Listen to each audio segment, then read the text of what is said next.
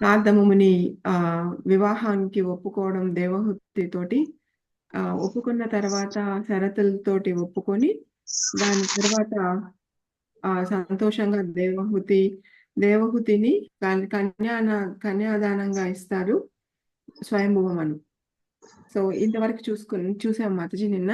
So ఈ రోజు మనం వాళ్ళు తిరిగి రాజ్యానికి వెళ్ళిపోతున్నారు అనమాట. వాళ్ళ అమ్మాయిని భర్త దగ్గర వదిలి, నారదముని దగ్గర వదిలేసి, వాళ్ళ రాజు రాణి ఇద్దరు తిరిగి వాళ్ళ రాజ్యమైన బృహస్పతికి వాళ్ళు తిరిగి వెళ్ళిపోతున్నారు.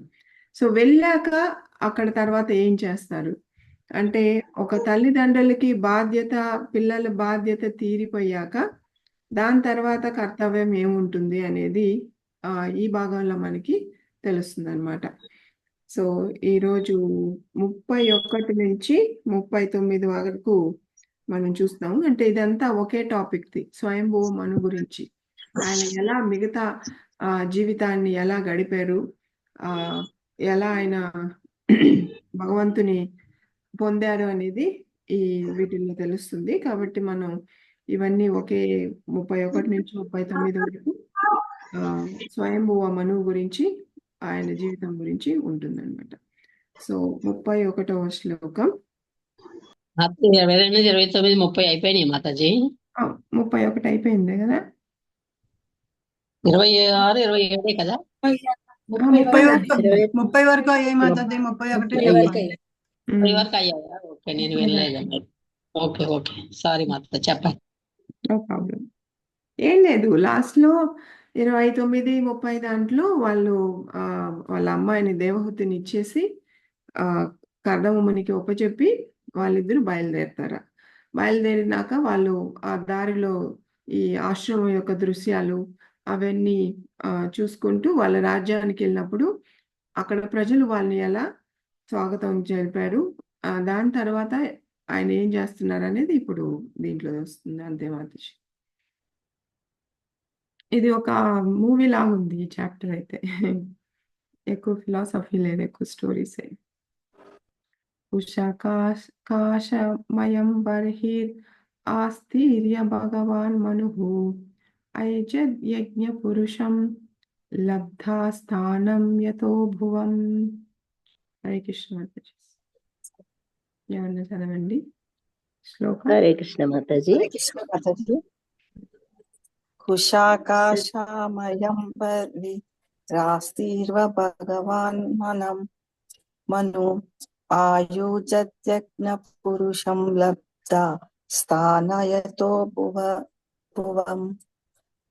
ఎవని అనుగ్రహము చే మనువు సమస్త భూగోళపు ఆధిపత్యమును పొందగలిగెనో అట్టి యజ్ఞ పురుషుని అతడు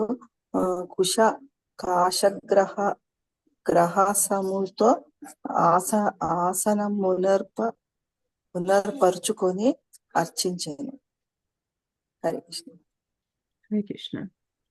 నిన్న మనం చూసాం కుషాగ్రాసు, ఈ కుషా గడ్డి అనేది ఎలా వచ్చిందని. వరాహ అవతారంలో స్వామి హిరణ్యాక్షుని చంపిన తర్వాత ఆయన శరీరంలో నుంచి వచ్చిన ఈ ఏదైతే చిన్న ఒక వెంట్రుక పడిన ఆ స్థలంలో ఈ బర్హిస్మతి ఎక్కడైతే మనువు పరిపాలిస్తున్నాడో ఆ స్థలంలోనే అది పడిందనమాట. పడిన తర్వాత అది ఒక కుషా గడ్డిలాగా అది పెరిగిందనమాట. ఆ కుషా గడ్డి మనకి ఎంతో పవిత్రమైనది. యజ్ఞాలకి యాగాలకి చేసేటప్పుడు ఋషులు మునులు బ్రాహ్మణులు కుషా దాని మీద కూర్చుంటారు. దాంతో చేయబడిన మ్యాట్ మీద కూర్చోవడం చేస్తారు. అంటే మనకి అలా కూర్చున్నప్పుడు ఏమవుతుందంటే, ఇప్పుడు రాజు కూడా స్వయంభువ మను కూడా దాని మీద కూర్చున్నారనమాట. ఆ మ్యాట్ దాన్ని పరుచుకొని కుషాగడ్డితో చేసిన దాన్ని పరుచుకొని కూర్చున్నారు. దాన్ని కూర్చుంటే ఏమవుతుంది అంటే మనకి డిస్టర్బెన్సెస్ అనేది తక్కువగా ఉంటాయి అన్నమాట. ఎందుకంటే ఇవన్నీ భగవంతుడు మనకి కొన్ని వసతులు ఇచ్చారు. అంటే మనం ఉన్నది భౌతిక ప్రపంచం, ఎక్కువ మనకి డిస్టర్బెన్సెస్ ఉంటాయి కాబట్టి వీటి నుంచి కొంచెం తగ్గించుకోవడానికి ఇలాంటి కొంచెం మ్యాట్స్ వేసుకోవడం లేదా ఎలా కూర్చోవడం పద్ధతిలో ఒక మన ఇంట్లో అయితే పూజ గది దగ్గర కూర్చోవడం ఇలాగ చేసుకున్నప్పుడు మనసు కొంచెం నిలకడగా ఉంటుందన్నమాట. సో అందుకని ఆయన మనువు రాజ్యాన్ని చేరాక అక్కడ ఆ కుష చాప మీద కూర్చొని ఎవరిని ఏం చేస్తున్నారంటే దేవాది దేవుడైన భగవంతుని మీద ఆయన ఆరాధిస్తున్నాడు అనమాట, మెడిటేట్ చేస్తున్నాడు. అంటే ఆయన రెస్పాన్సిబిలిటీ, ఆయన యొక్క బాధ్యత అయిపోయింది కాబట్టి భగవంతునికి ఆయన కృతజ్ఞత తెలుపుతున్నారనమాట. సో ఇది ప్రతి ఒక్కరు చేయాల్సిన పని. మనకి స్వయంభువ మను అంటే మను అంటే మనకి తండ్రి లాగా అనమాట. ఆయన దగ్గర నుంచి మనమందరం వచ్చాం. ప్రజాపతుల దగ్గర నుంచి మనువులు, బ్రహ్మ దగ్గర నుంచి ప్రజాపతులు, ప్రజాపతి నుంచి మనువులు, మనువుల దగ్గర నుంచి రాజులు, రాజుల దగ్గర నుంచి ప్రజలు. ఇలా వచ్చినప్పుడు వాళ్ళు ఎలా ప్రవర్తారో వాళ్ళని చూసి మనం అలాగే ప్రవర్తించాలి. సో కాబట్టి వాళ్ళు మనకి దారిని చూపిస్తున్నారు, ఒక మార్గాన్ని చూపిస్తున్నారు. గృహస్థులు అంటే బాధ్యతలు ఉంటాయి. బాధ్యతలు అయిపోయాక తర్వాత ఏమి కర్తవ్యం ఉంటుంది అనేది ఇక్కడ మనకి మనువు చూపిస్తున్నారు. తర్వాత కర్తవ్యం ఏముంటుంది? భగవంతునికి కృతజ్ఞత చెబుతూ భగవంతునితో భగవంతుని లీలమాడడం అనమాట. సో అందుకని ప్రభుపాదుల వారు ఇక్కడ భాషలో చెప్తున్నారు, ఎవరికైతే మరి మను అనే ఆయన స్వయంభువ మను అనే ఆయన సామాన్య ఆయన కాదు కదా, భూమండలాన్నంతా పరిపాలించాడు చక్రవర్తి. అయితే ఎన్నో బాధ్యతలు ఉంటాయి, ఇంకా ఆ కోరికలు అనేది ఇంకా కూడా ఉండొచ్చు. ఎందుకంటే అన్ని వసతులు ఉన్నాయి, వాటినంతా వదిలి వెళ్ళాల్సిన అవసరం ఆయనకి లేదు. అన్ని సుఖాలు ఉంటాయి, అన్ని ఐశ్వర్యము అన్నీ ఉంది ఆయనకి. అయినప్పటికీ ఆయన భగవంతుణ్ణి తలుచుకుంటున్నాడు అనమాట. సో ఇది మనకి ఎవరికైతే డబ్బు, హోదా, తర్వాత ఐశ్వర్యము అంతా ఎక్కువ ఉంటుందో వాళ్ళకి ఇది ఒక మంచి మార్గాన్ని చూపిస్తుంది అనమాట. అంటే ఈ ఐశ్వర్యము ఇవన్నీ ఉన్న వాళ్ళు వయసు అవుతున్నా కానీ అవి తరగవు కొంతమందికి, ఎప్పుడు ధనికులుగా ఉంటారు. అందుకని ధనం ఉంది కదా అని దాన్ని ఎప్పుడు ఎంజాయ్ చేయాలనుకుంటూ ఉంటే కనుక మనకి ఎంజాయ్ చేయడానికి వయసు ఉండదన్నమాట. ఆ శరీరం మనకి సహకరించదు. కాబట్టి కరెక్ట్ టైంలో మనం తెలుసుకోవాలి, ఎప్పుడు అవన్నీ వాటికంతా మనం ఫుల్ స్టాప్ పెట్టాలని మనం నేర్చుకోవాలన్నమాట. సో అవి అనుభవించకూడదు అని చెప్పట్లేదు, కానీ ఎవరి వల్ల అవన్నీ మనకు వచ్చాయి వాళ్ళకి మనం కృతజ్ఞత చెప్పాలి. ఎవరి వల్ల మనకి ఇవన్నీ వస్తాయి? ఎవరికైనా అందము, ఐశ్వర్యము, ధనము, తర్వాత మంచి బుద్ధి, తెలివి, మంచి చదువు ఇవన్నీ ఉన్నాయి అంటే వాళ్ళకంతకు వాళ్ళు వచ్చింది కాదు, అది భగవంతుడు వాళ్ళకి ప్రసాదించారు. ప్రసాదిస్తేనే వచ్చాయని మనం తెలుసుకోవాలి. మొట్టమొదటిది తెలుసుకున్న తర్వాత అది భగవంతుని సేవలో ఎలా దాన్ని మనం యూస్ చేయాలనేది నేర్చుకోవాలన్నమాట. దాని తర్వాత భగవంతుని సేవలో బాగా దాన్ని మనకున్న ఏవైతే ఉన్నాయో వాటిల్లంతా బాగా యూస్ చేసిన తర్వాత సేవకి వాటి నుంచి మళ్ళీ మనం భగవంతునికి కృతజ్ఞత చెప్తూ మనం వాటిల్లోంచి బయటపడాలన్నమాట. సో ఇది మనకి సిస్టమేటిక్గా మనకి నేర్పిస్తున్నారు. కాబట్టి మొట్టమొదటిది భగవంతుడు ఇచ్చాడని మనం గుర్తుపెట్టుకోవాలి. ఏది ఉన్నా కానీ మనకి ఎలాంటి ఐశ్వర్యం ఉన్నా కానీ భగవంతుని యొక్క కృప అనుకోవాలి. దాని తర్వాత ఆ కృప అనుకున్న తర్వాత ఆయనకి కృతజ్ఞతని తెలుపుతూ ఆయన సేవలో దాన్ని వినియోగించాలన్నమాట. ఇవి రెండు చాలా చాలా ఇంపార్టెంట్ అయినవి. వినియోగించాలి. యా సరే, థ్యాంక్ యూ మాతాజీ. వినియోగించడం అనేది చాలా చాలా ఇంపార్టెంట్. లేదంటే అది మనకి పతనాన్ని చెందుతుంది అనమాట. ఒకవేళ భగవంతుని సేవలో ఆ ఐశ్వర్యాన్ని మనం ఎప్పుడైతే వినియోగించమో అది మనం పతనానికి కారణం అవుతుంది. కాబట్టి ఆ మనకి తెలుసుకొని ఆ విషయాన్ని తెలుసుకొని మన వల్లే వచ్చింది, నేను కష్టపడి నేను సంపాదించాను, నా వల్లే అయింది అనేది ఇలాంటి భావం అన్ని మనం తీసేసి ఎప్పుడు భగవంతునికి కృతజ్ఞత ఉంటూ ఆయన సేవలో దాన్ని వినియోగిస్తూ అలా మనం ఈ జన్మ మృత్యు జర వ్యాధి ఈ భౌతిక ప్రపంచాన్ని నుంచి బయటపడచ్చు.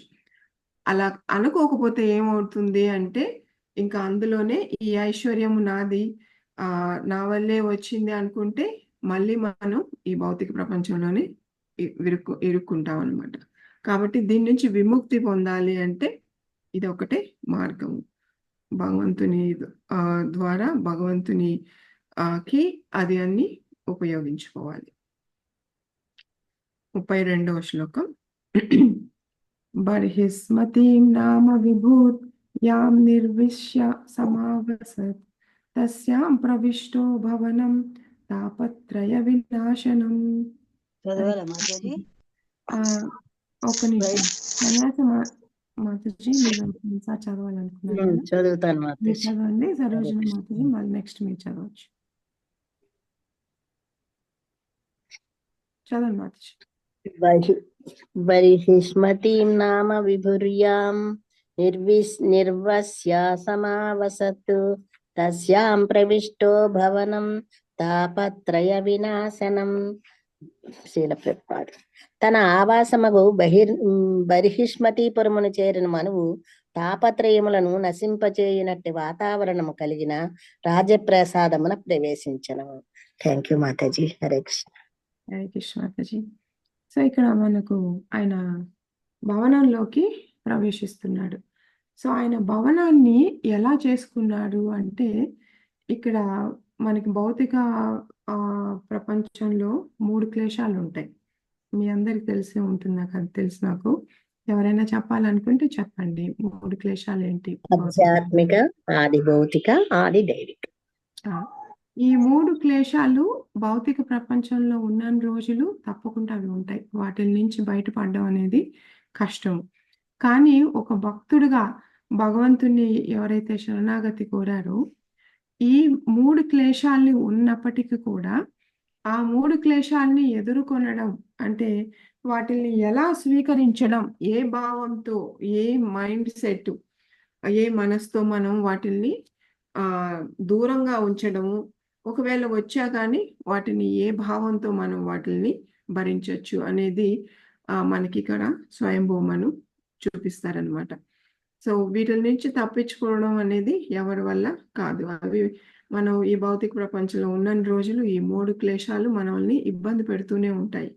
కానీ అవి ఇబ్బంది పడుతున్నాయి కానీ వాటికి లొంగకుండా మనం భక్తి మార్గంలో ఉన్నప్పుడు మనం ఒక ఇంటి పరిస్థితిని కానీ మనం ఉన్న స్థలం వాటిని కానీ మనం ఆధ్యాత్మికంగా మార్చుకొని ఆ క్లేశాల యొక్క ఒక దాని ఎఫెక్ట్ని మనం తగ్గించుకోవచ్చు అనమాట. సో అది మనకి మనువు చూపిస్తున్నారనమాట. ఎలా చేసేవాళ్ళు ఆయన ఈ 3 క్లేశాలు ఆయన దరిదాపుల్లో రానికుండా ఆయన ఉన్న ఆ భవనం దగ్గరికి ఆ లోపలికి దేనికి రానికుండా చూసుకునేవాళ్ళంట. ఎలా చూసుకున్నారు అనేది 33వ శ్లోకంలో చెప్తున్నారు. సభార్య సప్రజ కామాన్ బుభూజేన్యా విరోధతః సంగీయమానా సత్కీర్తి శస్త్రిభిః సురగాయకైః ప్రత్యూషేషౌ అనుబద్ధేన హృదా శృణ్వన్ హరే కథాః. సరోజిని మాతాజీ మీరు చదవండి.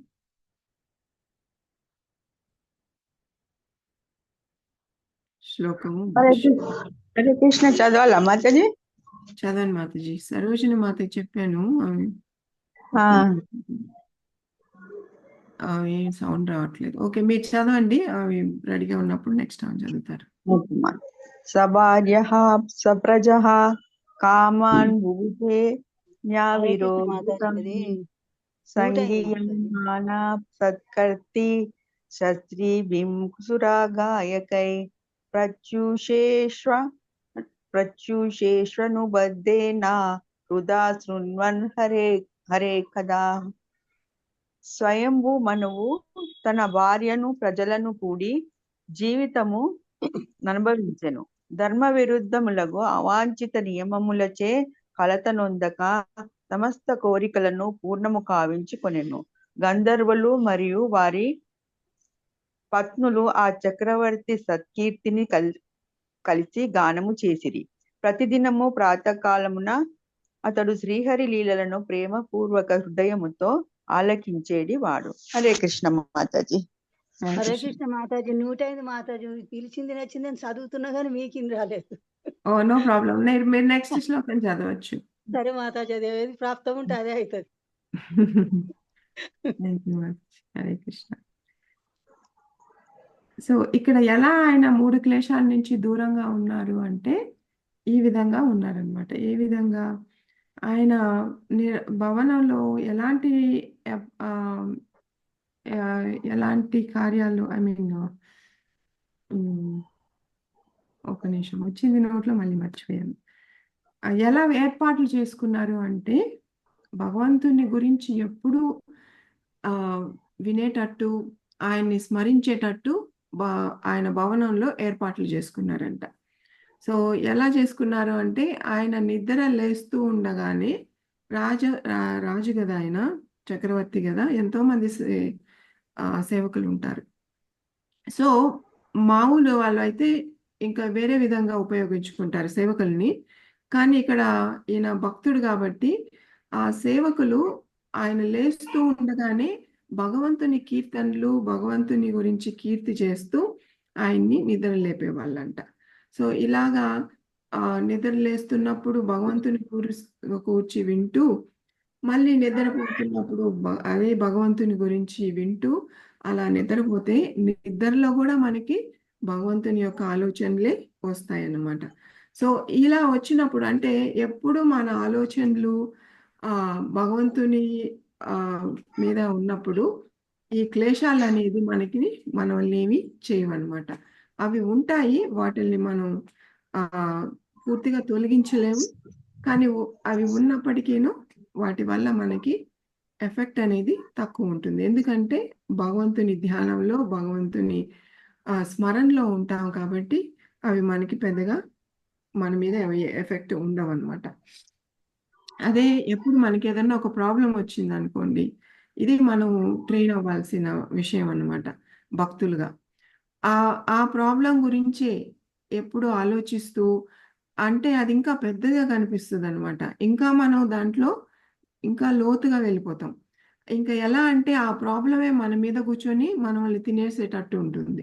సో అలా కాకుండా సత్సంగంలో ఉన్నప్పుడు వచ్చిన ఎంత పెద్ద ప్రాబ్లం అయినా సరే వచ్చినప్పుడు సత్సంగంలో ఉన్నప్పుడు ఏమవుతుంది అంటే మనకి అలాంటి శక్తి లేకపోయినా కానీ చుట్టూ వాళ్ళు ఉన్న వల్ల, మన భక్తుల వల్ల దాంట్లో నుంచి బయటపడే దారి మనకి బాగా ఈజీగా ఉంటుందన్నమాట. అంటే మనం మామూలుగా భక్తి లేని వాళ్ళు చూడండి, ఇంట్లో ఏదైనా జరిగింది అనుకోండి, ఎప్పుడు దాని గురించే మాట్లాడుతూ, దాని గురించి బాధపడుతూ, దాని గురించే మాట్లాడుతుంటారు. అదే భక్తి మార్గంలో ఉన్నప్పుడు ఏమవుతుందంటే మనకి ఈ క్లాసులు, ఈ చాంటింగ్ అనేది తప్పకుండా అవ్వాలి. ఒకరోజు 2 రోజులు మానేయచ్చు, పూర్తిగా మానేయలేం కదా. గురువుకి మనం దీక్ష అప్పుడు మనం ఈ ప్రామిస్ ఇచ్చాము చేస్తామని. సో ఇలాంటివి ఉండడం వల్ల ఏమవుతాయంటే మనకి ఈజీగా ఉంటుంది బయటపడడానికి. అందువల్ల సత్సంగం అనేది మనకి చాలా హెల్ప్ చేస్తుంది అనమాట ఈ క్లేశాల నుంచి బయటపడడానికి. సో ఇక్కడ మనకి స్వయంభూమను ఆయన చక్కగా రాజు, మహారాజు, చక్రవర్తి అయినాడు, గృహస్థుడు, పిల్లలు ఉన్నారు, బాధ్యత తీరింది. అయినప్పటికీ భగవంతుని ఆయన ఎప్పుడు మరవలేదు. ఎప్పుడు భగవంతుని తలుచుకుంటూ ఈ 4 అయితే ఉన్నాయో మనకి పురుషార్థాలు ఉన్నాయి కదా, 4. ఏవి మాతాజీ 4 పురుషార్థాలు? ధర్మ, అర్థ, కామ, మోక్ష. ఇవి మనకి వేదాలే ఇచ్చాయి. ఇవి ఇవి మనవి కాదు, భక్తులు మనకి ఇవి అవసరం లేదు అనుకోవడానికి లేదు.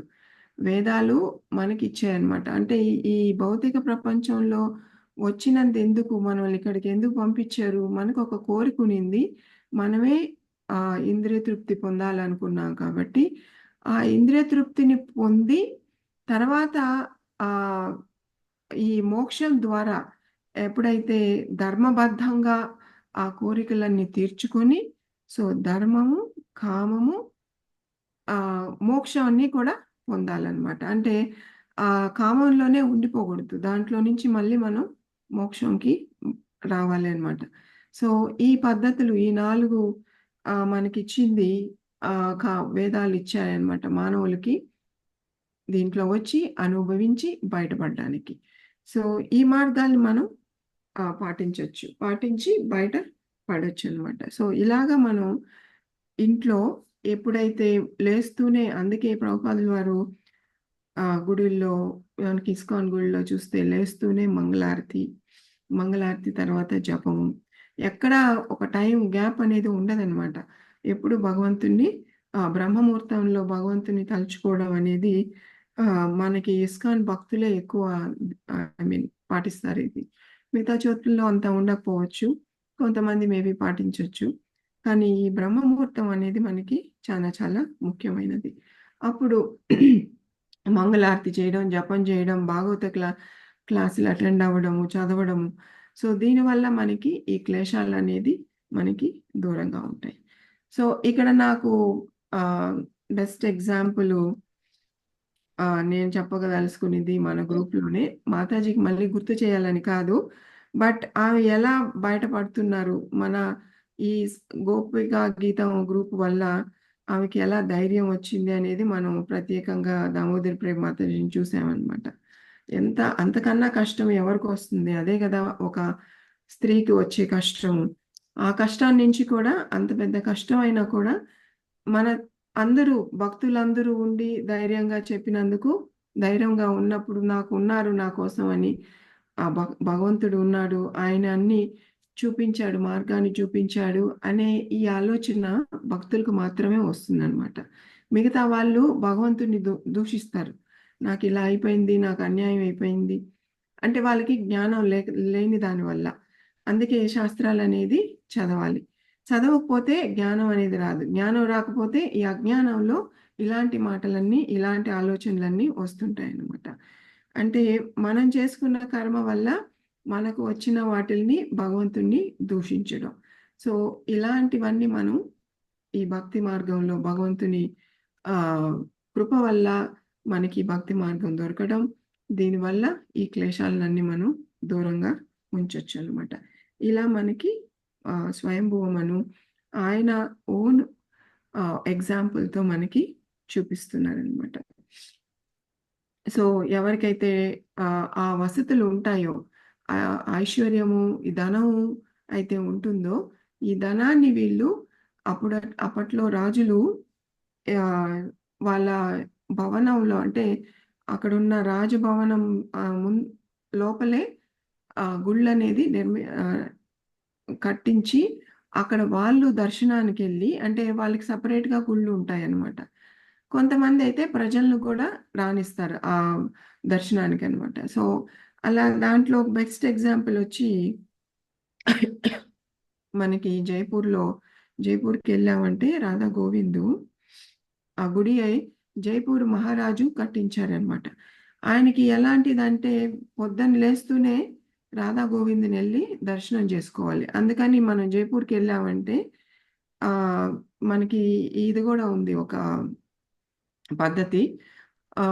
ఈ 3 విగ్రహాల్ని మనం ఎప్పుడైతే ఒకే రోజులో దర్శించుకోగలగమో అది మంచిదని, జైపూర్లో రాధా గోవిందు, కరోలి, బృందావన్, రాధా గోపీనాథ్, రాధా మదన్ మోహన్, వీళ్ళ ముగ్గురిని ఒకరోజు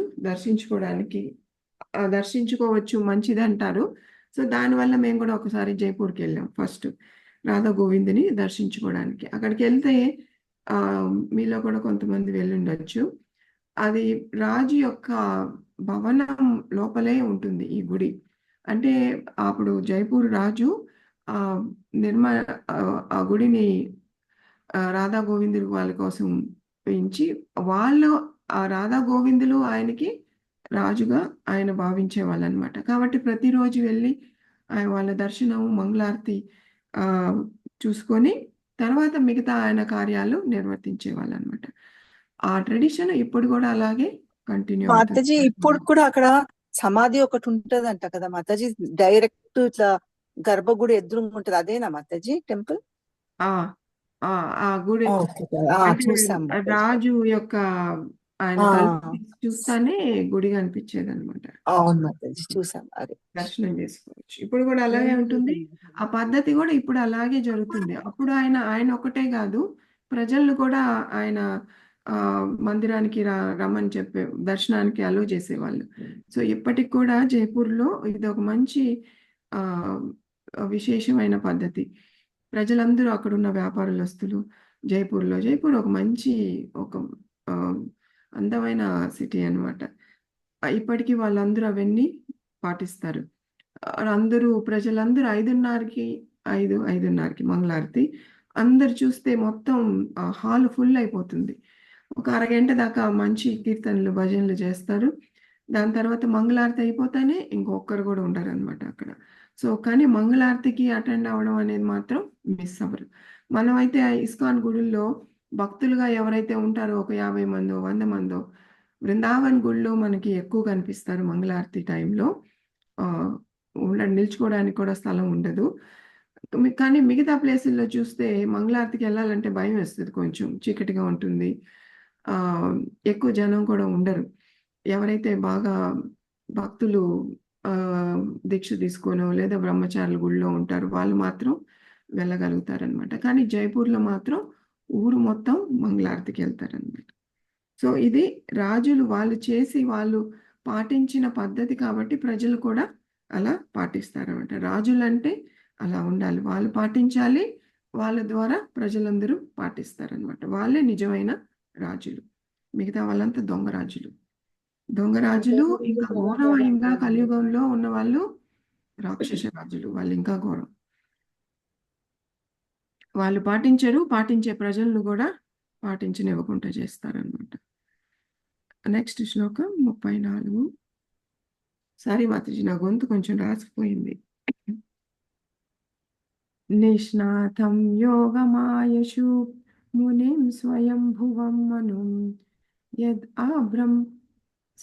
ఆభ్రమం శయుతం భోగా నశేకుర్వ భగవత్పరం. హరే కృష్ణ మాతాజీ, చదవాలా? హరే కృష్ణ, చదవండి మాతాజీ. నిష్ఠాతం యోగమాయాసు మునిం స్వయంభువం అను యదా భ్రంశయతు భోగా నాశేకుర్భగవత్తర్పణం. ఆ విధముగా స్వయంభువ మనువు రాజర్షి అయి ఉన్నాడు. భౌతిక సుఖమునందు లగ్నమై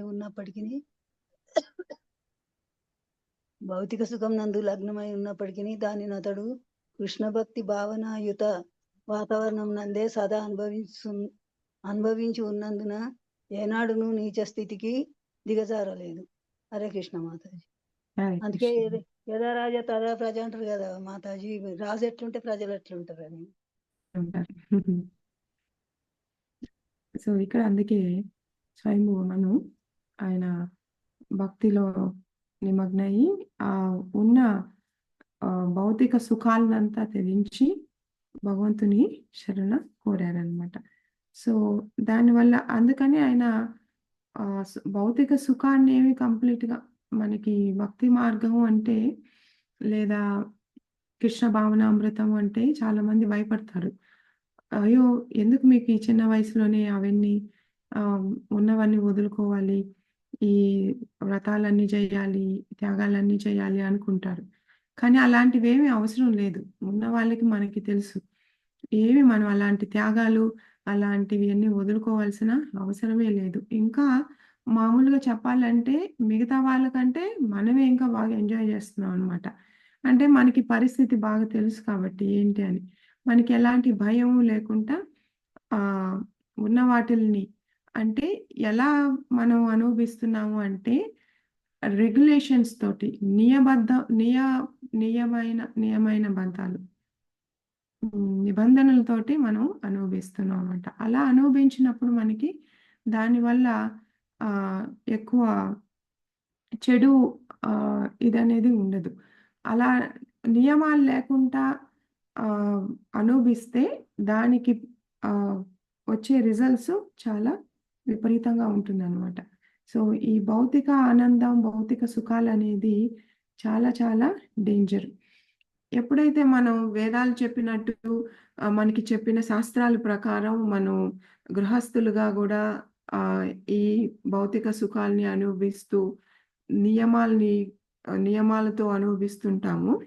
అలాంటప్పుడు మనకి ఈ సుఖాలు మనల్ని ఏమి ఎఫెక్ట్ చేయవన్నమాట.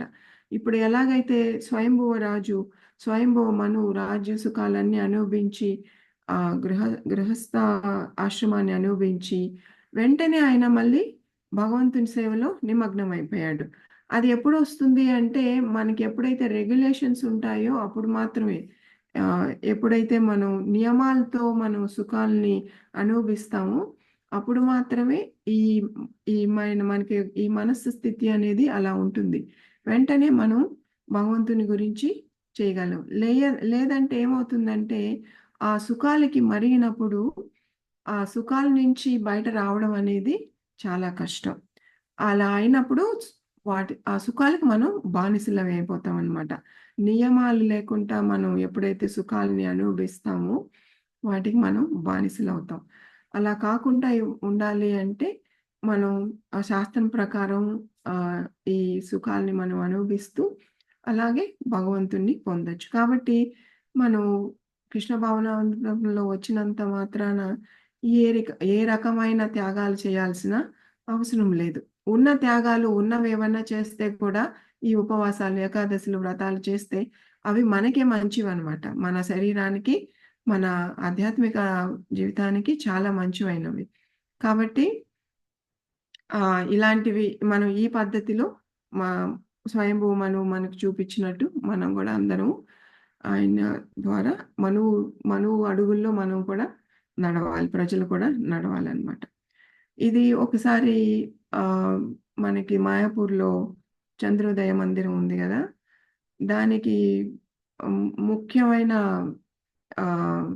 చైర్మన్ ఆయన వచ్చి ప్రభుపాదుల వారి శిష్యులు. ఆయన ఎవరో తెలుసా మాతాజీ ఎవరికైనా? కార్ కంపెనీ అన్నారు కదా ఆయన మాతాజీ? కార్ కంపెనీ అంబరీష్ ప్రభు. సో ఆయన ఒకసారి చెప్పారనమాట. మేబీ దుబాయ్కి వచ్చినప్పుడు ఒక్కసారి వచ్చారు ఆయన దుబాయ్కి, నాకు అప్పుడే గుర్తుంది. ఆయన చెప్పారు, ఆయన కూడా మంచి ధనవంతులు కదా, వాళ్ళ తాతగారే ఫస్ట్ ఆ ఫోర్డ్ కంపెనీని పెట్టిన వాళ్ళు. అయితే ఆయన చెప్పారు, ఆయనతో చదువుకున్న వాళ్ళందరూ, ఆయనతో వ్యాపారంలో ఉన్న వాళ్ళందరూ, ఈ వ్యసనాలకి అలవాటైన వాళ్ళందరూ, వాళ్ళు కొంతమంది చనిపోవడం, కొంతమంది జబ్బులు రావడం, వాళ్ళు ఈయన వెళ్ళినప్పుడు అంబరీష్ ప్రభు వాళ్ళని కలిసినప్పుడు వాళ్ళని చూస్తే ఈయన కంటే వాళ్ళు చాలా వయసు పెద్ద అయిన వాళ్ళు లాగా కనిపిస్తారనమాట. ఎందుకంటే ఈయన పద్ధతులు, ఆయన అప్పటి నుంచి ప్రభుపాదుల వారి దగ్గర నుంచి ఎప్పుడైతే చిన్న వయసులోనే ఆయన కలిశారు ప్రభుపాదుల వారిని, అప్పుడే దీక్ష తీసుకోవడం జరుగుతుంది. దాని తర్వాత అప్పటి నుంచి ఆయన కృష్ణ భావనాన్ని అలాగే కొనసాగిస్తున్నారు. అంత అమెరికాలో ఉంటూ అమెరికా అయినప్పటికీ, అంత ధనం ఉన్నప్పటికీ మన పద్ధతులు, ఆయన ఇంట్లో పని వాళ్ళు కూడా ఉండరని చెప్పారనమాట. స్వయంగా అన్ని ఆయన భార్య మాత్రమే అన్ని ఇంటి శుద్ధం చేసుకోవడము, మందిరానికి శుద్ధం చేసుకోవడం, ఇవన్నీ వాళ్ళే చేసుకుంటారని చెప్పారనమాట. సో ఇలాగ ధనం ఉందే ఈ సుఖాలకి మరగకుండా ఎవరైతే భగవంతుని ఆయన కృప అని తెలుసుకున్నప్పుడు ప్రభుపాదుల వారు కూడా ఆయన చెప్తారు, నీకు ఇంత ధనం ఉంది కదా, దీన్ని భగవంతుని కోసం ఉపయోగించని చెప్తారనమాట. ఫస్ట్ సూచన ఆయనకి అదే ఇస్తారు. ఆ ప్రభుపాదుల వారు చెప్పారు కాబట్టి ఆయన బోస్టన్ కాదు, ఇంకొక సిటీలో అమెరికాలో ఆయన ఆస్తిని అమ్మి అక్కడ ఒక చర్చ్, పాడైపోయిన ఒక చర్చ్ అనమాట. ఆ చర్చిని ప్రభుపాదుల వారు కొనాలనుకుంటారు. ఇస్కాన్ గుడి పెట్టడానికి. దానికి డబ్బులు ఆయన ఇవ్వమంటారనమాట. నీ పూర్వీకుల యొక్క ఆస్తులు మంచివి గా ఉపయోగపడాలి, వాళ్ళకి నీకు అందరికీ మంచి జరగాలి అంటే ఇది చాలా మంచిదైన పద్ధతి. కాబట్టి ఆ డబ్బుల్ని ఈ గుడి కొనమని ప్రభుపాదుల వారు చెప్తారు. I think it is Denver. Denver. Ah. So దాని ప్రకారమే అంబరీష్ ప్రభుపాదుల వారికి డబ్బులు ఇస్తారనమాట అప్పుడు అది కొనడానికి. సో అలాగా భక్తులుగా ఉన్న వాళ్ళు వాళ్ళకి ఏమున్నా కానీ అన్నిటినీ భగవంతుని సేవలో ఉపయోగిస్తారు. నెక్స్ట్ శ్లోకం 35. అయాతయామస్తస్యాసన్ యామః స్వాంతర యాపనాః శృణ్వతో ధ్యాయతో విష్ణు కుర్వతో బ్రువతః కథాః. హరే కృష్ణ. హరే కృష్ణ మాతాజీ. అయాతయామాస్తస్యాసన్ యామాస్వాంతరయాపనాః శృణ్వతో ధ్యాయతో విష్ణోః కుర్వతో బ్రువతః కథాః. కనుకని ఆయువు క్రమముగా గడిచిపోయినను అతని చిరకాల జీవనము ఒక మన్వంతర కాలమును కూడినది, వ్యర్థముగా గడవలేదు. అతడు సర్వదా విష్ణు భగవాను లీలలు, స్మరణము, ధ్యానము, రచనము, కీర్తన మందే నిలిచిండు. హరే కృష్ణ మాతాజీ. థ్యాంక్ యూ మాతాజీ. హరే కృష్ణ మాతాజీ. ఇప్పుడే అనుకున్నాం కదా అంబరీష్ ప్రభువు ఎలాగా అంటే భక్తులు చూసారంటే మహారాజులు వస్తుంటారు, అందులో వస్తుంటారు, చూస్తాం కదా. వాళ్ళు పార్లర్కి వెళ్ళి ఫేషియల్ ఇవన్నీ చేసుకోవాల్సిన అవసరమే లేదు. నేను ఎస్పెషల్లీ వాళ్ళ చేతి గోర్లు కూడా చూశాను. మనం ఎవరైతే పెడిక్యూర్ చేసుకొని ఎంత నీట్గా ఉంటాయో వాళ్ళ చేతులు, వాళ్ళ యొక్క చర్మము, వాళ్ళ ముఖంలో ఉన్న గ్లో అలా ఉంటుందన్నమాట. ఇవన్నీ అంటే వాళ్ళు వెళ్తున్నారు చేసుకుంటున్నారని కాదు, క్షమించండి. కానీ ఆ హరినామం నిరంతరం జపిస్తున్న వల్ల బ్లడ్ అన్నీ అలా ప్యూరిఫై అయ్యి చాలా ఫ్రెష్గా ఉంటారనమాట. యాక్చువల్గా మాతాజీ ఉన్నారు, నాకు ఇది కూడా చెప్పాలి. రేవతి గోపి మాతాజీ బెస్ట్ ఎగ్జాంపుల్ దీనికి.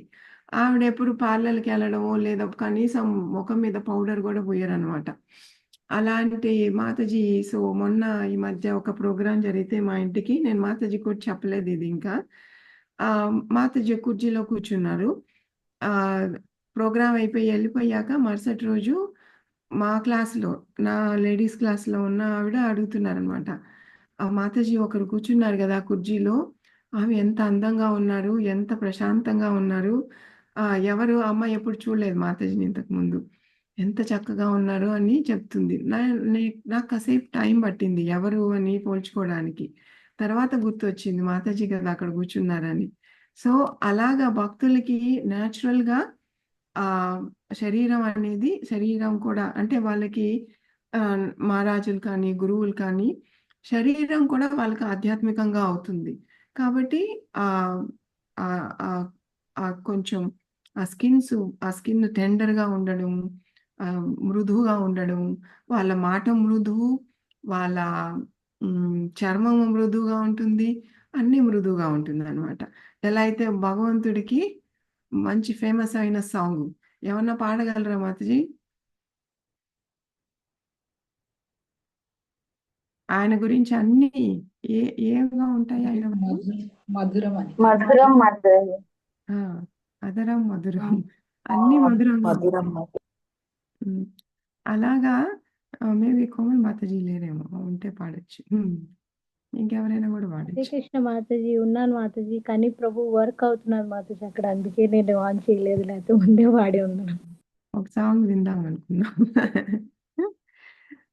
సో అలాగా భగవంతుడికి ఎన్ని ఆయన పలుకు అన్ని ఎంత మధురంగా ఉంటాయో భక్తులు వారు కూడా అన్ని మధురంగానే ఉంటాయి అన్నమాట, మృదువుగా కూడా ఉంటాయి. సో స్వయంభువ మను ఆయన ఏమి మనలాగా 50 సంవత్సరాలు 100 సంవత్సరాలు బతికే ఆయన కాదు. మను యొక్క లైఫ్ టైము ఎన్నోసార్లు ముందే చెప్పారు కదా మాతాజీ, ఎన్ని ఎన్ని సంవత్సరాలు బతుకుతారు మాతాజీ మనువు? మనవి యొక్క ఒక మన్వంతరం అని చెప్పింది కదా మాతాజీ ఇప్పుడు. 72 చాతుర్యుగాలు. 71 చాతుర యుగాలు, 72. చతుర్యుగాలు. చతుర్యుగాలు అంటే ఒక చతుర్యుగం వచ్చి దివ్య యుగం కదా. దివ్య యుగాలన్నీ 71 దివ్య యుగాలు అన్నమాట. అంటే ఎంత మనం 4,320,00,000 ఇంటూ 71 ఇన్ని సంవత్సరాలు ఆయన జీవిస్తాడనమాట. జీవించినప్పటికీను స్వయంభూమని ఎలా ఉన్నారు ఆ టైంకి అంటే ఆయన చివరిలో ఉన్నారు, ఆయన టైం ఇంకా అవుతూ ఉంది. అయినప్పటికీ ఎలా ఉన్నారు అంటే చాలా ఫ్రెష్గా ఉన్నారనమాట. ఏదో ఆయన ముసలాయన అయిపోయి కష్టపడుతూ అన్నీ పోయినట్టు అలా అనిపించట్లేదు. ఎలా అయితే అప్పుడు మనం ఫ్రెష్గా వంట చేసుకొని నైవేద్యం చేసుకొని వితిన్ అరగంటలో మనం భోజనానికి కూర్చొని ఎలా ఉంటుందో ఫ్రెష్గా, అలా ఆయన కూడా అన్ని సంవత్సరాలు అయినప్పటికీ కూడా, అన్ని కోట్ల సంవత్సరాలు అయినప్పటికీ కూడా భగవంతుని ఎప్పుడు ధ్యానంలో ఉంటాడు కాబట్టి ఆయన ఫ్రెష్గా కనిపిస్తున్నాడంట. 36 సైవం స్వాంతరం నిన్యే యుగానాం ఏక సప్తమితిం వాసుదేవ ప్రసంగేన పరిభూత గతిత్రయః. హరే కృష్ణ మాతాజీ. చదవండి. స ఏవం స్వాం తరం నిన్యే యుగానామేక సప్తతిం వాసుదేవ ప్రసంగేన పరిభూత గతిత్రయః. 70 యొక్క చతుర్యుగ చక్రముల కాలము 71 ఇంటూ 43,20,20,000 సంవత్సరములు పాటు కొనసాగిన అతని ఆయువు వాసుదేవుని స్మరణమునందు మరియు వాసుదేవుని ప్రసంగములందు గడిచిపోయిను. ఆ విధముగా అతడు గతిత్రయమును దాటగలిగను. హరే కృష్ణ మాతాజీ. హరే కృష్ణ. సో ఇలాగా ఎందుకు ఆయన అంత యవ్వనంగా ఉన్నారు ఇన్ని సంవత్సరాలు? ఇక్కడ రాశారు కదా 4,320,000 ఇంటూ 71. అయినప్పటికీ ఎందుకు ఆయన ఫ్రెష్గా ఉన్నారు అంటే ఆయన ఎప్పుడు భగవంతుని గురించి వింటూ భగవంతుని లీలలు రాయడము, ఆయన గురించి రాయడము, ఆయన గురించి వినడము, ఆయన గురించి భగవంతుని గురించి కీర్తించడము, దీనివల్ల ఆయన చాలా యవ్వనంగా కనిపిస్తున్నారు అనమాట. సో మనకి భాష్యంలో ప్రభుపాదుల వారు భగవద్గీతలో చెప్పిన విషయాన్ని గురించి చెప్తున్నారు. మనకి భగవద్గీతలో ఈ త్రిగుణాలు ఉన్నాయి కదా, త్రిగుణాల్లో ఎవరికి ఏ గుణం ఉంటే ఎవరు ఎక్కడికి వెళ్తారు అనేది మనకి చెప్పబడింది. ఎవరికైనా గుర్తుందా మాతాజీ?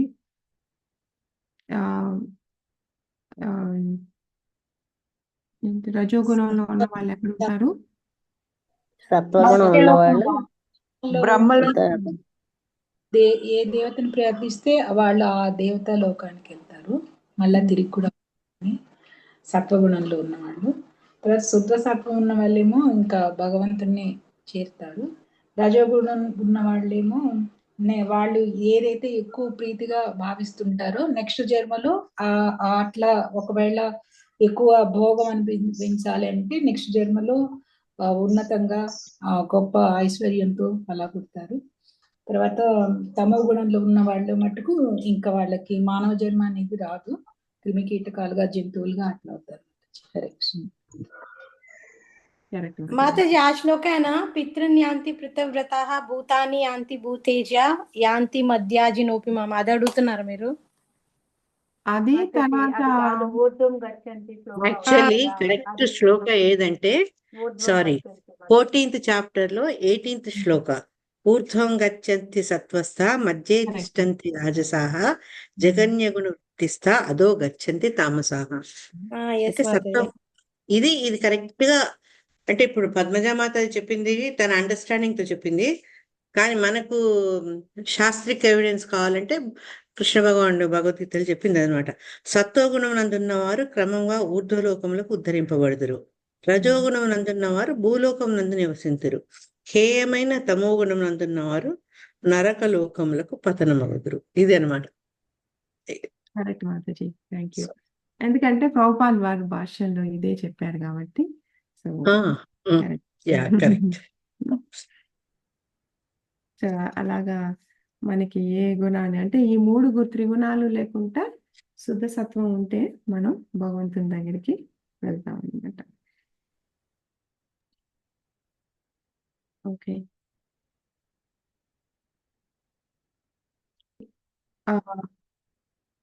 మోక్షం గురించి చెప్తూ భాష్యంలో ప్రభుపాల్ వారు ఇంకొక విషయం చెప్తున్నారు. మొన్న కూడా మేబీ ఇంకొక క్లాస్లో ఉండొచ్చు. మోక్షము అన్నిటికన్నా గొప్పది కదా మాతాజీ, ఎందుకు మోక్షం కూడా వద్దనుకుంటారు భక్తులు అని ఒక మాతాజీ అడిగారు అనమాట. అదే మోక్షం కూడా వద్దనుకొని ఇంకేం చేయాలనుకుంటున్నారు, మోక్షం పొందితే మంచిది కదా, ఈ భౌతిక ప్రపంచం నుంచి బయటపడొచ్చు కదా, మృత్యువులో నుంచి అని అడిగారనమాట. అయితే ఇక్కడ ప్రభుపాల్ వారు కరెక్ట్గా ఎగ్జాంపుల్ బిల్వమంగళ ఠాకూరు ఆయన రాస్తూ చెప్తారనమాట. ఈ మోక్షము ఇలాంటివనేది నాకు ఇవి అవసరం లేదు. ఈ 4 పురుషార్థాలు, మోక్షములు ఇవై నాకు అవసరం లేదు. ఎందుకంటే వాటిల్ని అవి నా సేవలో ఉంటాయి. అంటే ఒక మహాభక్తుడు చెప్తున్నది అనమాట, భక్తుల యొక్క గుమ్మం దగ్గర ఈ మోక్షం ఆమె నిలుచుకో ఉంటుందంట. నేను మీకు మోక్షం ఇస్తాను తీసుకోండి అని. భక్తుడు నాకు మోక్షం వద్దు, నువ్వు వద్దమ్మా, నాకు భగవంతుని సేవ ఉంటే చాలు, నువ్వు నాకు అవసరం లేదని అంటారంట. సో ఎవరైతే యోగులు మునులు మోక్షం కోసం వాళ్ళు ఎంతో పరితపిస్తూ ఎన్నో యాగాలు ఎన్నో యోగాలు చేస్తారో, మోక్షాన్ని కావాలని తపస్సు చేస్తారో, కానీ భక్తులు మాత్రం మోక్షాన్ని తిరస్కరిస్తారు. అంటే మోక్షాన్ని వద్దనుకుంటారు.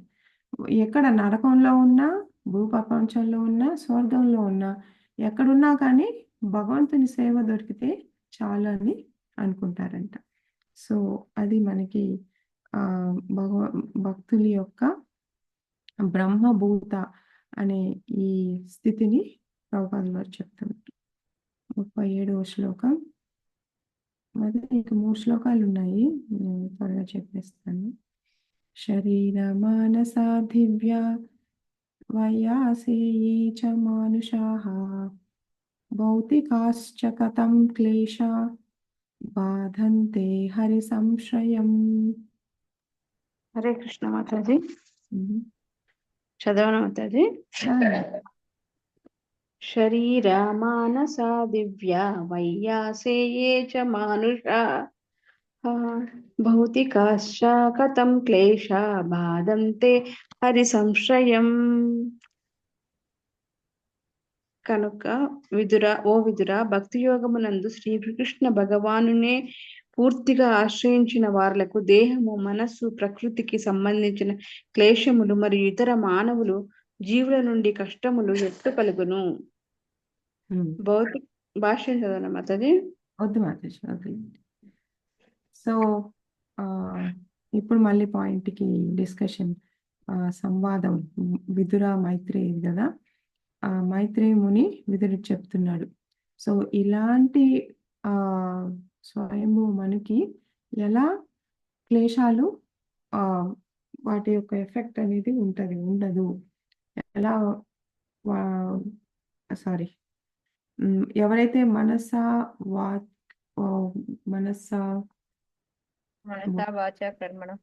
కర్మణ ఈ 3 భగవంతుని మీద నిమగ్నం అయి ఉంటాయో వాళ్ళకి ఈ క్లేశాలు అనేటివి వాళ్ళ మీద అనేది ఎఫెక్ట్ ఉండవని, ఎలా ఉండగలవు అని చెప్తున్నాడు అనమాట. సో ఎప్పుడైతే భక్తి మార్గం పాటిస్తారో, భక్తి మార్గంలో వెళ్తున్న వాళ్ళకి ఇలాంటివన్నీ ఏమి చేయవన్నమాట. వాళ్ళు ఎంతో ధైర్యంగా భగవంతుడు ఉన్నాడు అనే ఈ ధైర్యంతో వాళ్ళు ఎలాంటి కష్టాలు వచ్చినా కానీ, ఎన్ని బాధలు వచ్చినా కానీ తట్టుకుంటారు, బయటపడతారు, అలాగే కంటిన్యూ చేస్తారనమాట. ఆ కష్టం వచ్చింది కదా అని భగవంతుణ్ణి వదులుకోరు. ఇది ఎందుకు కష్టం వచ్చింది? బా మనం చేసిన ఏదో ఒక పూర్వజన్మ పాపం వల్ల కష్టాలొస్తాయి. వచ్చిన భగవంతుడిని నమ్ముకున్నాం కాబట్టి ఆయన మనకి మార్గదర్శనాన్ని చూపిస్తారు అనే ఈ భావంతో వాళ్ళు కంటిన్యూ అవుతారు తప్పనిచ్చి భక్తి మార్గాన్ని వదులుకోరనమాట. కాబట్టి మైత్రేయ విదురుకి చెప్తున్నారు. 38వ శ్లోక. యః పృష్టో మునిభిః ప్రాహ ధర్మాన్ విధాన్ శుభాన్ నిర్నాం వర్ణాశ్రమాణాం చ సర్వభూతహితః సదా. హరే కృష్ణ మాతాజీ. ఇంకా రెండు హరే కృష్ణ మాతాజీ. యః పృష్టో మునిభిః ప్రాహ ధర్మాన్ నానా విధాన్ శుభాన్ నృణాం వర్ణాశ్రమాణాం చ సర్వభూతహితః సదా. కొందరు మునుల ప్రశ్నలకు సమాధానముగా అతడు స్వయంభూమనువు జీవులైన కరుణతో నానావిధ శుభకర్మలను వర్ణాశ్రమము ధర్మములను బోధించెను. హరే కృష్ణ. థ్యాంక్ యూ మాతాజీ. సో ఇది మనకి డైరెక్ట్ గానే ఉంది. అంటే రాజు ప్రజలకి మార్గాన్ని చూపించాలి కదా. సో ఆయనకు తెలిసినవన్నీ అక్కడ ఉన్న మునులకి ఆయన స్వయంభూమను చెప్తారనమాట. ఈ భక్తి మార్గం భగవంతుని గురించి మనుషులు చేయాల్సిన బాధ్యతలు, ఎస్పెషల్లీ మనకి వర్ణాశ్రమం వర్ణధర్మం, ఈ వర్ణాశ్రమం గురించి ఆయన వివరించి ఈ మనుషులు చేయాల్సిన ప్రజలు చేయాల్సిన బాధ్యతల గురించి మునులకిను ప్రజలకిను చక్కగా వివరిస్తారు. వివరించిన తర్వాత లాస్ట్ శ్లోకం. ఏతత్ ఆదిరాజస్య మనోశ్చరితం అద్భుతం వర్ణితం వర్ణనీయస్య తద్ అపత్యోదయం శృణు. తదపత్యోదయం శృణు. చదవండి మాతాజీ. ఏతత్తాదిరాజస్య మనోక్షరితమద్భుతం వర్ణితం వర్ణనీయస్య తదపత్యోదయం శృణు. యవ్వాని ఖ్యాతి వర్ణనకు యోగ్యమైనదో అట్టి ఆదిరాజుల స్వయంభువ మనువు యొక్క అద్భుత చరిత్రను నేను నీకు వివరించదు. ఇక అతని కుమార్తె దేవహూతి యొక్క సౌభాగ్యాన్ని గురించి ఆలకింపు. హరే కృష్ణ. హరే కృష్ణ. సో మనకి స్వయంభువ టాపిక్, స్వయంభూమ అనే టాపిక్ యాక్చువల్గా ఈ కాంటెక్స్ట్ లో కార్దమ ముని కపిల ముని గురించి మనం తెలుసుకోవాలి. సో దానికి ముందుగా కార్దమ మునికి దేవహూతికి ఎలా వివాహం అయినదని మనకు తెలిపారు. తెలిపిన తర్వాత స్వయంభువ మను గొప్పతనం గురించి చెప్పారు. ఆయన ఎంత గొప్ప భక్తుడు అనేది మనం ఈ లాస్ట్ 7-8 శ్లోకాల్లో చూసామన్నమాట. సో అలాంటి అంత గొప్ప ఆయన గురించి చెప్పుకోవడం అనేది చాలా చాలా విశేషం. సో దీని తర్వాత ఇప్పుడు తండ్రి గురించి అయిపోయింది. అంటే వివాహం చేశాక మళ్ళీ కాపురం, కూతురు యొక్క కాపురం ఎలా ఉంటుందో అది కూడా చూడాలి కదా. సో నెక్స్ట్ మనకి రాబోయే చాప్టర్లు దేవహూతి కార్దముని ఏమో మనం కార్దముని ముందుగానే చూసాము. ఆయన ఎంత నిగ్రహంగా ఉన్న ఆయన ముని, ఎంతో అందమైన దేవహూతిని చూసి తప్పకుండా చేసుకుంటాను, అయితే నేను భక్తి మార్గాన్ని కొనసాగిస్తాను, నాకు పుత్ర సంతానం కలిగాక నేను వెళ్ళిపోతానని చెప్తారనమాట. అంటే అంత నిగ్రహం ఉన్న ముని ఆయన. మరి ఆయనతో దేవహూతి ఎలా కాపురం చేసి ఎలా కపిల ముని ఆమెకి పొందుతారనేది మనం నెక్స్ట్ చాప్టర్స్ లో 23, 24లో చూస్తాం మాతాజీ. సో ఇది స్వయంభూ మను యొక్క గొప్పతనం, కీర్తి. దీనికి ఒక తెలుగులో ఒక వర్డ్ వస్తుంది కదా, వర్ణితం వర్ణనీయం. దీంట్లో మాతాజీ దీన్ని కొంచెం తెలుగులో చెప్పరా? దీనికి ఒక వర్డ్ ఉంది, వర్ణనాతీతం. వర్ణనాతీతం. ఓకే, వర్ణనాతీతం. వర్ణనాతీతం. అంటే వర్ణించలేని విధంగా ఉన్నట్టు వర్ణనాతీతం. సో అలాంటి గొప్ప ఆ సో జీవితం స్వయంభూ మను. ఇంకా మను అంటే ఆయన గొప్ప ఆయనే కదా, గొప్ప భక్తుడు, గొప్ప చక్రవర్తి. ఓకే, హరే కృష్ణ మాతాజీ. గ్రంథరాజ్ శ్రీమద్ భాగవతం की जय, श्रील प्रभुपाद की जय. Hare Krishna. Thank you so much Mataji. Thank you for very nice Anupama. ఒక్కసారి రసరాణి మాతాజీ లాస్ట్ 2-3 శ్లోకాస్ పెట్టావు తల్లి ఒక్కసారి. నేను పెడతాను. ఒకటి ఏంటంటే మనం మనువు గురించి చెప్తున్నప్పుడు, రాధర్షుల గురించి చెప్తున్నప్పుడు మనం ఇమ్మీడియట్ గా గుర్తు చేసుకోవాల్సింది జనక మహారాజు. భగవద్గీతలో కూడా మనకు జనక మహారాజు గురించి ఎగ్జాంపుల్ ఇస్తారు. అంటే వాళ్ళు రాజభోగాల్లో ఉన్నప్పటికీ కూడా భగవత్ భక్తిని గాని వాళ్ళు ఎప్పుడు మర్చిపోలేదు, ఆ భోగాలకు వాళ్ళు ఎప్పుడు బానిస కాలేదు. కాబట్టి అటువంటి వాళ్ళే రాజర్షులు అయ్యారనమాట. నెక్స్ట్ ఏంటంటే ఇక్కడ మనువు ప్రేమగా అని చెప్పారు. అంటే ఎందుకు ప్రేమగా అని చెప్పారు? ఓకే, ఇది చెప్దాం. భక్తులు ఎప్పుడైతే భగవంతుని ఆశ్రయిస్తారో వాళ్లకు ప్రకృతి సంబంధించిన క్లేశములు ఏవి ఉండవని దానికి ఒక చక్కటి ఉదాహరణ మనకు 10వ స్కందంలో సుధాముడు ద్వారా తెలుస్తుంది. సుధాముడు ఆ బ్రాహ్మడు సంసారంలో అధికమైన సంతానం వాళ్ళని పోషించే స్థితి స్తోమత లేనివాడు, పిల్లలు ఏడుస్తున్నా, భార్య కంప్లైంట్ చేస్తున్నా ఆయనకి ఎటువంటి చింత లేదనమాట. ఎప్పుడు భగవద్ ధ్యానంలో ఉంటారు. ఆఖరికి భార్య పోరు పడలేక, ఆమె విన్నపాలు కాదనిలేక, సరే ఆ నెపంతో భగవంతుని చూడాలి అనే ఆనందంతో తను ప్రయాణం చేస్తాడు. ఆ ప్రయాణ సందర్భంలో అంత దూరం నడిచిపోతాడు సుధామ ప్లేస్ యాక్చువల్గా రాజ్కోట్లో ఉంది. ఇప్పటికి కూడా రాజ్కోట్లో ఆయన గృహం ఉంది సుధాముడిది. అక్కడి నుంచి ఆయన ద్వారకకు నడిచి వెళ్తాడు. ఆ ప్రయాణంలో ఆ బకచిక్కిపోయిన ఆ బ్రాహ్మడు ఎన్నో కష్ట నష్టాలు గురవుతాడు. కానీ అతనికి ఏమీ తెలియదు. అంటే ఆ శారీరక బాధ గాని, అలసట గాని, ఆకలి దప్పులు ఏమి ఉండవు. ఎందుకంటే తన చిన్ననాటి మిత్రుడిని చూడబోతున్నాను, స్వయంగా భగవంతుని దర్శనం అవబోతుందని ఆనందంతో అవన్నీ అసలు తన్ని ఏమాత్రం కూడా బాదర్ చేయవు. అదే మనకైతే నేనైతే చిన్న ఉదాహరణ, హైదరాబాద్ పోయి ఈ చోట్ల కక్కుని ఎంత అలసిపోయి ఎంత కంప్లైంట్ చేశాను. అట్లా ఆయన ఏంటి ఎటువంటి బాధలు కూడా ఆయన తట్టలేదు. ఎందుకంటే ఆ స్థితిలో ఉన్నారనమాట. భగవంతుడి మీదనే పూర్తి ఆశ్రయించున్నారు కాబట్టి. తను అనుపమ చదువుతుంటే నాకు ఒక్కసారి ఎందుకో కుచేలుడు గుర్తుకొచ్చాడు సుధాముడు. తర్వాత ఇంకో దాంట్లో ప్రేమగా తన ప్రజలకు అని చెప్పారు. ఎందుకు ప్రేమగా అన్న పదం వాడారంటే, ఒక రాజు తండ్రి వంటి వాడు తన సంతానాన్ని తండ్రి ఎట్లయితే సద్మార్గంలో నడిపించే ప్రయత్నాలు చేస్తాడో అదే రకంగా రాజు తన యొక్క ప్రజల్ని సరైన మార్గంలో ఉంచాలన్న ప్రయత్నాలు చేస్తారనమాట. అందుకని ఎందుకు చేయాలంటే, ఒక పాలకుడు అనుపమ చెప్పినట్టు, అనురాధ రజగోపి చెప్పినట్టు, ఒక పాలకుడు ఏంటంటే భక్తి మార్గంలో ప్రజల్ని ముందుకు నడిపించేందుకు అతను ఆదర్శప్రాయకుడు అవ్వాలి. ఎందుకంటే మనం చదువుకున్న గురువున సస్యాత్, ఒక రాజుగా ఒక గురువుగా ఏంటంటే ఈ జనన మరణ చక్రాల నుంచి మనల్ని అవతల పడేయాలి. అది అవతల పడేందుకు మనం ఏవేవైతే నియమాలు పాటించాలి, ఏ రకంగా మన జీవన విధానం సాగాలి అని చెప్పేందుకు మనకు సూచించేందుకు ఆయన ధర్మాలు మనకు చెప్తారనమాట. ప్రజలకు మను ధర్మం అనేది చాలా ఇంపార్టెంట్.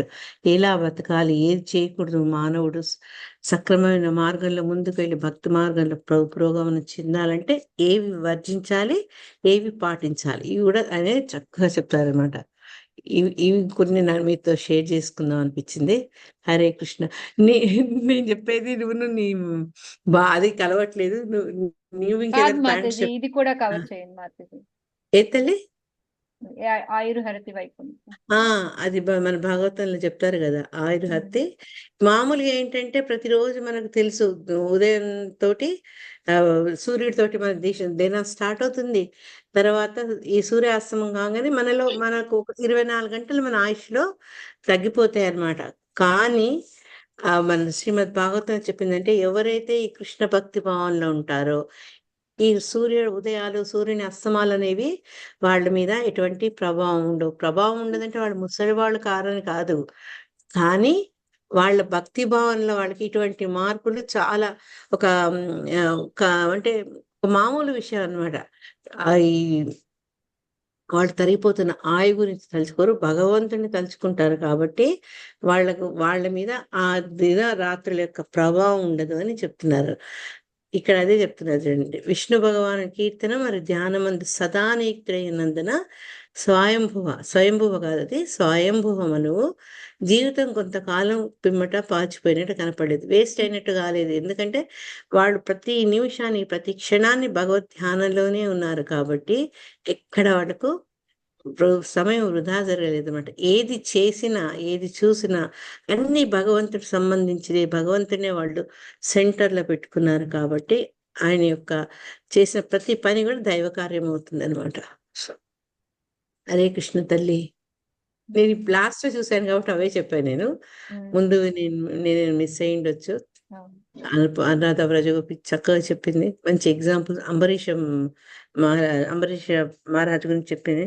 ఒకటే మంచి ఎగ్జాంపుల్ ఏంటంటే నా గురించి చెప్పింది. అది కరెక్ట్ కాదు, అది ఏదో అంతే, వాళ్ళ ప్రేమ కొద్ది అట్లా అట్లా అంటారు. నన్ను చూసిన వాళ్ళకి అది తెలుస్తుంది. ఇందులో గుర్తుపెట్టుకోవాల్సింది ఏంటి అంటే మనకి మను సంహితకి ఎందుకు అంత పేరు వచ్చింది అనేది. సో మనువు యొక్క గొప్పతనం చూసాం మనము. ఆయన ఇదంతా ఆచరించి ఇవన్నీ చేసి దాని ప్రకారంగా మనకి మను సంహిత రాశారు. కానీ చాలా మంది ఏం చెప్తారు, ఈ మను సంహితాన్ని మనం పాటించక్కర్లేదు. ఎప్పుడైతే మనం మానవ జన్మ తీసుకొని ఉన్నామో, జంతువులాగా బతికేసి మానవ జన్మలోనే మను సంహిత మనకి కాదు అనేసి కళ్ళు మూసుకొని, ఏదంటారు పిల్లి పాలు తాగుతూ కళ్ళు మూసుకొని నన్ను ఎవరు చూడలేదు అనుకున్నట్టు, అలా కాకుండా మనం ఇప్పుడు మను యొక్క గొప్పతనం తెలిసిందే. ఆ మను సంహితలో కూడా అంతా కూడా ఈ విధంగానే రాసి ఉంటుంది అన్నమాట. సో మనకి ధర్మంగా ఏ విధంగా పనిచేయాలి ఏంటి అవన్నీ కూడా, సో అవి మనం ఎందుకు పాటించాలి అని అనుకోకూడదు అనేది మెయిన్ మనం ఇందులో నుంచి నేర్చుకోవాలి. ఇంకోటి స్వయంభూ మనువుది ఏంటి అంటే మెయిన్ గా ఆయన ఒక గృహస్థలాగా ఉండి ధర్మంతో కూడిన పనులు చేసుకుంటూ, మెయిన్ ఇందాక మనకు ఒకటి వచ్చింది, ఆయన ఆనందిస్తూ ఉన్నాడు అన్ని పనులు అని. చూడండి, భౌతిక సుఖం నందు లగ్నమై ఉన్నప్పటికీ దాన్ని అతడు కృష్ణ భక్తి భావనాయుత వాతావరణం నందే సదా అనుభవించిన. మాతాజీ కూడా ఆల్రెడీ చాలా ఎక్స్ప్లెయిన్ చేశారు మనకి. అంటే ఈయన ఎప్పుడు భౌతిక ఆనందాల్లోనే ఉన్నాడా అంటే అలా ఏం కాదు, అది చూసే వాళ్ళకి అలా అనిపిస్తుంది భౌతిక ఆనందము అనేసి. బట్ ఆయన ఏంటంటే ఎప్పుడు ఆధ్యాత్మికతతో ఉండి దాంట్లోనే ఆనందం చెందుతూ ఆయన ముందుకెళ్ళాడు.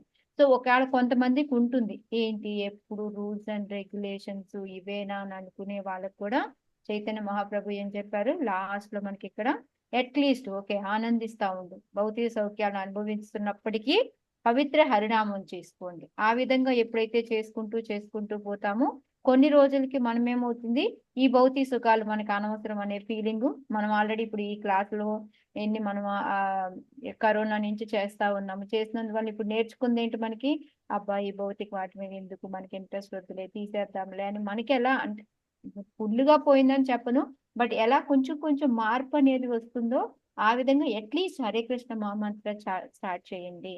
దాంతో కొన్ని రోజులకి మనలో కూడా మార్పు వస్తుంది అనేది మనకి ప్రభుపాదులు గారు చెప్తున్నారు అన్నమాట. మెయిన్ మనం నేర్చుకోవాల్సింది ఈ చాప్టర్ నుంచి, ఒక గృహస్థాగా ఉండి ఏ విధంగా మనము ఆచరించాలి అనేది మెయిన్ ఈ చాప్టర్ నుంచి మనం నేర్చుకోవాలి. చాలా పాయింట్లు ఉన్నాయి. నెక్స్ట్ మనం నెక్స్ట్ మండే రోజు ఒకసారి రివిజన్ మళ్ళీ పోతన భాగవతం చేస్తున్నాం, అప్పుడు చర్చించుకుందాం. హరే కృష్ణ.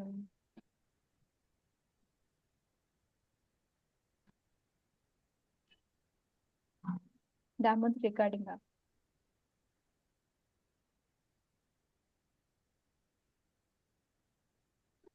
ఓకే, మాది చాంటింగ్ చేసి